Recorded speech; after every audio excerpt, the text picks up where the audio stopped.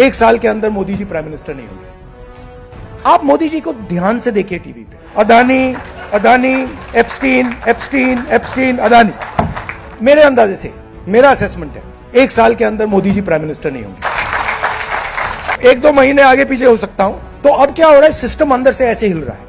और मैं आपको ये बता दूं कि मेरे पास इंफॉर्मेशन आ रही है, सिस्टम मुझे इंफॉर्मेशन दे रहा है मोदी जी के बारे में, शाह जी के बारे में, उनके बेटों के बारे में, मिनिस्टर्स के बारे में, अजीत डोवल के बारे में पूरा इंफॉर्मेशन है। धड़ाधड़ धड़ाधड़ धड़ाधड़ हमारे सिस्टम से ही आ रहा है। अब ये हो सकता है कि जनता के प्रेशर को ये सप्रेस करने की कोशिश करें, इमरजेंसी जैसी चीज कर दे, हो सकता है, हो ना हो। मैं आपको एक चीज कह सकता हूं, मोदी जी की जो साइकोलॉजी है वो कोलैप्स कर गई। आप मोदी जी को ध्यान से देखिए टीवी, जब वो ऐसे हाथ जोड़ते हैं अंबेडकर जी से हमने, उनकी माइंड में यार ये मैं अदानी अदानी अदानी अदानी अदानी, यार मुझे अमेरिका ने पकड़ लिया, एप्स्टीन एप्स्टीन एप्स्टीन अदानी। मेरे मुंह में आपको टेंशन दिख रही है? हिंदुस्तान की पूरी शक्ति, सारे के सारे institutions, intelligence, CBI, ED, income tax, सारे यहां पे बैठे हुए हैं और मैं मजे ले रहा हूं, क्योंकि मेरा आपके साथ जो रिश्ता है वो क्लियर रिश्ता है, प्यार का रिश्ता है। നാഷണൽ ആദിവാസി പ്രൊഫഷണൽ കോൺക്ലേവ്, ആ കോൺക്ലേവിനിടയിൽ സംസാരിക്കുന്ന രാഹുലിൻ്റെ സംഭാഷണമാണ് നിങ്ങൾ കേട്ടത്. ഒരു വർഷത്തിനിടയിൽ നരേന്ദ്രമോദി വീഴും, നരേന്ദ്രമോദി രാജ്യത്തിൻ്റെ പ്രധാനമന്ത്രി കസേരയിൽ ഉണ്ടാവില്ല ഒരു വർഷത്തിനിടയിൽ എന്നുള്ളതാണ് അദ്ദേഹത്തിൻ്റെ അസസ്മെൻറ്റ്. കൃത്യമായി അദ്ദേഹം പറയുന്നുണ്ട്. അതിൽ അദ്ദേഹം പറയുന്ന ഒരു കാര്യം, 1-2 മാസം മുന്നോട്ടോ പിന്നോട്ടോ ആവാം, എന്നാലും ഒരു വർഷത്തിനിടയിൽ നരേന്ദ്രമോദി വീഴും എന്ന് അദ്ദേഹം പറയുകയാണ്. അദ്ദേഹം അതിനുള്ള കാരണം കൂടി പറയുന്നുണ്ട്, എന്തുകൊണ്ടാണ് എന്നുള്ളത്. കാരണം സിസ്റ്റത്തിനകത്ത് നിന്ന് തനിക്ക് അത്തരത്തിലുള്ള ഇൻഫർമേഷനുകൾ ലഭിക്കുന്നുണ്ട് എന്ന് രാജ്യത്തെ പ്രതിപക്ഷ നേതാവ് പറയുകയാണ്. സിസ്റ്റത്തിനകത്ത് നിന്നുകൊണ്ട്, സിസ്റ്റത്തിനകത്ത് നിന്ന് എന്ന് പറഞ്ഞാൽ രാജ്യത്തെ ഗവൺമെന്റിനകത്ത് നിന്ന് അത്തരത്തിൽ ചില വിവരങ്ങൾ തനിക്ക് ലഭിക്കുന്നുണ്ട്. കാര്യങ്ങൾ ഇങ്ങനെ ഇളകിക്കൊണ്ടിരിക്കുകയാണ് എന്നുള്ളതാണ് രാഹുൽ ഗാന്ധിയുടെ ഒരു വെളിപ്പെടുത്തൽ. ഈ വെളിപ്പെടുത്തൽ വന്നതിന് തൊട്ടു പിന്നാലെ BJP കേന്ദ്രങ്ങളിൽ വലിയ ആശങ്കയാണ്. കാരണം രാഹുൽ പറഞ്ഞ കാര്യങ്ങൾ, രാഹുൽ പറഞ്ഞത് ഗവൺമെന്റിനെ കുറിച്ച്, നരേന്ദ്രമോദിയെക്കുറിച്ച്, അമിത്ഷായെക്കുറിച്ച്, അമിത്ഷായുടെ മകനെ കുറിച്ച്, അജിത് ഡോവലിനെ കുറിച്ച്, അങ്ങനെ കൃത്യമായ ഇൻഫർമേഷനുകൾ തനിക്ക് ലഭിച്ചുകൊണ്ടിരിക്കുന്നു എന്നുള്ളതാണ് അദ്ദേഹം പറയുന്നത്. അപ്പോൾ ഇദ്ദേഹം ഇത് പറയുമ്പോൾ BJP അത് പറഞ്ഞത് നുണയാണെന്ന് പറയാനല്ല BJP ശ്രമിക്കുന്നത്, മറിച്ച് ഇദ്ദേഹത്തിന് ഈ ഇൻഫർമേഷനുകൾ എവിടെ നിന്ന് കിട്ടി എന്നുള്ളതിനെക്കുറിച്ച് BJP ഒരു അന്വേഷണം ആരംഭിച്ചിരിക്കുകയാണ്. അതോടൊപ്പം രാഹുൽ പറയുന്ന മറ്റൊരു കാര്യമുണ്ട്, ജനങ്ങൾ തെരുവിലേക്ക് ഇറങ്ങും. ജനങ്ങൾ തെരുവിലേക്ക് ഇറങ്ങും എന്ന് മാത്രമല്ല, ഇവിടെ ഒരു അടിയന്തരാവസ്ഥ അല്ലെങ്കിൽ ഒരു അടിയന്തരാവസ്ഥ പ്രഖ്യാപിക്കുവാനുള്ള, നടപ്പിലാക്കുവാനുള്ള തീരുമാനവും അണിയറയിൽ ഒരുങ്ങുന്നു. കൃത്യമാണല്ലോ. രാഹുൽ ഇത് കഴിഞ്ഞ ദിവസം പറഞ്ഞു വെക്കുമ്പോൾ കോൺഗ്രസ് ആദിവാസി പ്രൊഫഷണൽ കോൺക്ലേവ് സംഘടിപ്പിച്ചിട്ട് അതിൽ രാഹുൽ ഇത് പറയുമ്പോൾ അതിൻ്റെ തൊട്ടു പിന്നീന്ന് ഇന്നിപ്പോൾ ഡൽഹിയിലെ ജന്തർ മന്ദറിൽ കോക്രോച്ച് ജനതാ പാർട്ടിയുടെ അടക്കം പ്രതിഷേധങ്ങൾക്ക് നമ്മൾ കാണുകയാണ്. അപ്പോൾ രാജ്യത്തുടനീളം കേന്ദ്ര സർക്കാരിനെതിരെയുള്ള ഒരു വലിയ ഒരു അസംതൃപ്തി രാജ്യത്തുടനീളം ഉണ്ട് എന്നുള്ളതാണ്.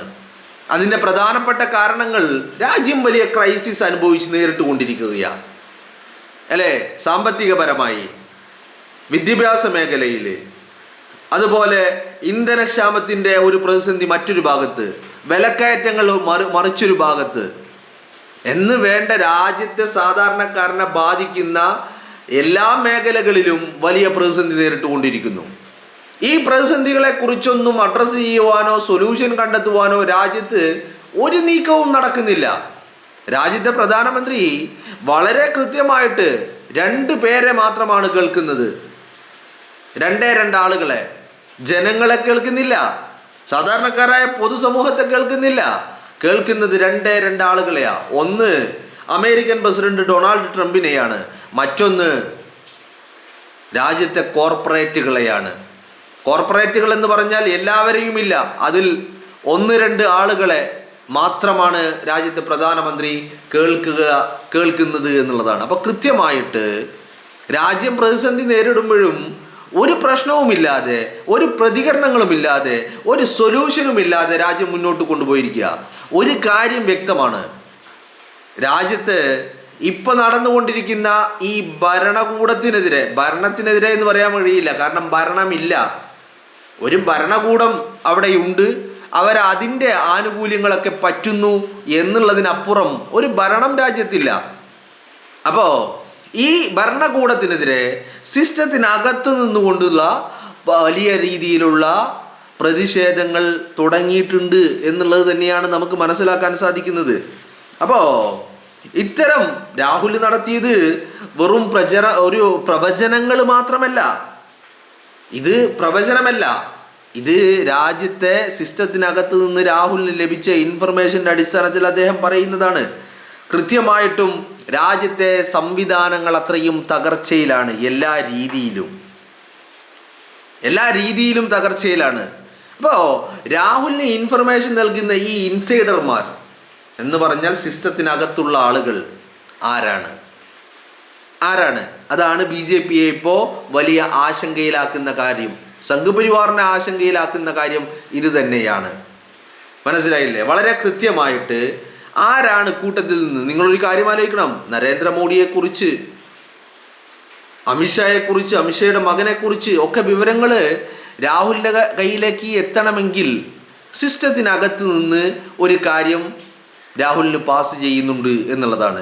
മാത്രവുമല്ല, മൂന്നാമത്തെ മോദി ഭരണകൂടം, ആ മോദി ഭരണകൂടം വലിയ ആത്മവിശ്വാസങ്ങളൊന്നും അവർക്കില്ല. മാത്രവുമല്ല, എങ്ങനെയെങ്കിലും ഒരു 5 വർഷം പൂർത്തിയാക്കി ഒരു തെരഞ്ഞെടുപ്പ് കൂടി നേരിടാൻ അവർ തയ്യാറാവുകയാണ്. കാരണം ഈ കഴിഞ്ഞ തെരഞ്ഞെടുപ്പ് എല്ലാ രീതിയിലും അവർക്ക് അത്രമാത്രം ഒരു അപ്രമാദിത്വമുള്ള ഒരു തെരഞ്ഞെടുപ്പ് ആയിരുന്നില്ല. മനസ്സിലായില്ലേ? അതുകൊണ്ട് തന്നെയാണല്ലോ പല ബില്ലുകളിലും ഇപ്പോൾ ഈ ഡീലിമിറ്റേഷൻ ബില്ല് പാർലമെന്റിൽ കൊണ്ടുവന്ന് പരാജയപ്പെട്ട് തുന്നം പാറേണ്ടി വന്നതും അതിൻ്റെ അടിസ്ഥാനത്തിലാണ്. അപ്പോൾ ഇത്തരം കാര്യങ്ങളിൽ വലിയ ഒരു ഏകാധിപത്യ രീതിയിൽ തീരുമാനമെടുക്കാൻ കഴിയുന്നില്ല. അപ്പോൾ ഇങ്ങനെയുള്ള ഒരു അവസ്ഥയിൽ ഒരു തെരഞ്ഞെടുപ്പ് കൂടി വന്ന് മാക്സിമം എങ്ങനെയെങ്കിലും ഒരു തെരഞ്ഞെടുപ്പിനെ കൂടി അട്ടിമറിച്ച് രാജ്യത്ത് അധികാരത്തിൽ തുടരാം എന്നുള്ളതാണ്. കാരണം ഇപ്പോഴത്തെ ഈ ഒരു ഭരണകൂടം, ഇപ്പോഴത്തെ ഈ ഒരു സീറ്റ് നില, കക്ഷി നിലയൊക്കെ വെച്ചത് മുന്നോട്ട് പോവുക എന്ന് പറയുന്നത് വലിയ കാര്യമുള്ളതല്ല എന്ന് നരേന്ദ്രമോദിക്കൊക്കെ മനസ്സിലായിട്ടുണ്ട്. പിന്നെ ഇതിനൊക്കെ അപ്പുറം രാജ്യം നേരിടുന്നത് വലിയ പ്രതിസന്ധികളാണ്. അതിൽ ഏറ്റവും വലിയ പ്രതിസന്ധി ഒന്ന് സാമ്പത്തിക മേഖലയാണ്, മറ്റൊന്ന് വിദ്യാഭ്യാസ രംഗമാണ്. ഇപ്പോൾ ഈ കഴിഞ്ഞ 12 വർഷമായിട്ട് രാജ്യത്ത് ഒരു പുരോഗതികളൊന്നും ഉണ്ടായിട്ടില്ല. കുറേ റോഡുകളും പാലങ്ങളും ഉണ്ടായി എന്നുള്ളത് അത് സ്വാഭാവികമായിട്ട് ഒരു രാജ്യത്ത് നടക്കുന്ന സ്വാഭാവികമായ വികസനങ്ങൾ മാത്രമാണ്. അതിനപ്പുറത്തേക്ക് നയപരമായിട്ടുള്ള ഒരു പ്രവർത്തനങ്ങളിലും ഇടപെടാൻ നരേന്ദ്രമോദിക്ക് സാധിച്ചില്ല. ഇപ്പോഴും അമേരിക്ക പറയുന്നു നിങ്ങൾ അത് ചെയ്യണം, അത് ചെയ്യും, നിങ്ങൾ അത് ചെയ്യരുത്, അത് ചെയ്യില്ല. ഇതാണ് രാജ്യത്തിൻ്റെ നയം എന്ന് പറയുന്നത്. അതുകൊണ്ട് തന്നെയാണ് സാമ്പത്തികമായി ഇങ്ങനെ തകർന്നടിയാൻ കാരണം. ക്രൂഡ് ഓയിലിൻ്റെ വില 100-ൽ താഴെ എത്തിയിട്ടും രാജ്യത്ത് ഇന്ധനക്ഷാമവും ഈ പറയുന്ന പെട്രോൾ ഡീസൽ വിലകളിലും പിടിച്ചു നിർത്താൻ കഴിയാതിരിക്കുന്നതിൻ്റെ കാരണം നാണയപ്പെരുപ്പം ഒരു ഭാഗത്ത്, രൂപയുടെ മൂല്യത്തകർച്ച മറ്റൊരു ഭാഗത്ത്, ഇതൊക്കെ ഇങ്ങനെ തുടർന്നു കൊണ്ടിരിക്കുന്നത് കൃത്യമായ സാമ്പത്തിക നയങ്ങൾ ഇല്ലാത്തതിൻ്റെ കാര്യമാണ്. അപ്പോൾ ഇതിലൊന്നും ഇടപെടാൻ കഴിയുന്നില്ല. അത് ഇടപെടാൻ കഴിയാത്തതെന്നുകൊണ്ടാണ് അമേരിക്കയുടെ തീരുമാനങ്ങൾക്കൊപ്പം നിൽക്കുന്നതുകൊണ്ടാണ്. അമേരിക്ക അവരുടെ താല്പര്യങ്ങൾക്കനുസരിച്ച് തീരുമാനമെടുത്ത് അത് ഈ രാജ്യത്തിന് മുന്നിൽ അടിച്ചേൽപ്പിക്കുന്ന ഒരു കാഴ്ചയാണ് നമുക്ക് കണ്ടുകൊണ്ടിരിക്കാൻ കഴിയുന്നത്. അപ്പോൾ കൃത്യമായിട്ട് രാഹുൽ പറഞ്ഞത് രാഹുലിന് കിട്ടിയ ഇൻഫർമേഷനുകളുടെ അടിസ്ഥാനത്തിലാണ്, അതല്ലാതെ അയാളുടെ ഒരു ആഗ്രഹം പറഞ്ഞതല്ല. സിസ്റ്റത്തിനകത്ത് നിന്ന് രാഹുലിന് കിട്ടുന്ന ഇൻഫർമേഷനുകൾ പലരും വഴിമാറി സഞ്ചരിക്കാൻ തുടങ്ങിയിരിക്കുന്നു. തലപ്പത്തിരിക്കുന്ന അല്ലെങ്കിൽ നരേന്ദ്രമോദിക്ക് വേണ്ടി ചരട് വലികൾ നടത്തിക്കൊണ്ടിരുന്ന ആളുകൾ പലരും മാറി ചിന്തിക്കാൻ തുടങ്ങിയിരിക്കുന്നു എന്നുള്ള കാര്യമാണ് രാഹുൽ പറയുന്നത്. അതിൽ കൃത്യമായിട്ട് പല പ്രധാനികളായിട്ടുള്ള ആളുകളെയും അദ്ദേഹം സൂചിപ്പിക്കുന്നുണ്ട്. അവരുടെയൊക്കെ ചില മനോഭാവങ്ങളിൽ, സമീപനങ്ങളിൽ ഉണ്ടാകുന്ന മാറ്റങ്ങളെക്കുറിച്ച് രാഹുൽ കൃത്യമായിട്ട് പറഞ്ഞു വെക്കുന്നുമുണ്ട്. അപ്പോൾ ഇത്രമാത്രം കൃത്യമായിട്ട് പറയാനുണ്ടായ കാരണം അദ്ദേഹത്തിന് കിട്ടുന്ന ഇൻഫർമേഷനുകളാണ്.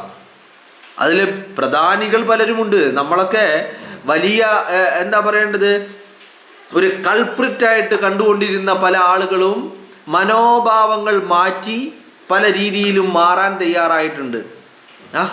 അത്തരം ആളുകളാണ് ഇൻഫർമേഷനുകൾ നൽകുന്നത്. അപ്പോൾ ഈ പ്രവചനം, ഇത് പ്രവചനമല്ല, ഇത് കൃത്യമായ ഇൻഫർമേഷനുകൾക്ക് അടിസ്ഥാനമാക്കിയുള്ള അദ്ദേഹത്തിൻ്റെ സംസാരമാണ്. രാജ്യത്ത് ഒരു കാര്യം ഉറപ്പാ, രാജ്യത്ത് ഇപ്പം നടന്നുകൊണ്ടിരിക്കുന്നത് പശുവിൻ്റെ പേരിലും ഗോമാതാവിൻ്റെ പേരിലും ഹിന്ദുവിനെയും മുസ്ലിമിനെയും തമ്മിൽ തല്ലിപ്പിച്ച് അതിലൂടെ രാഷ്ട്രീയ നേട്ടമുണ്ടാക്കുക എന്നുള്ളതാ.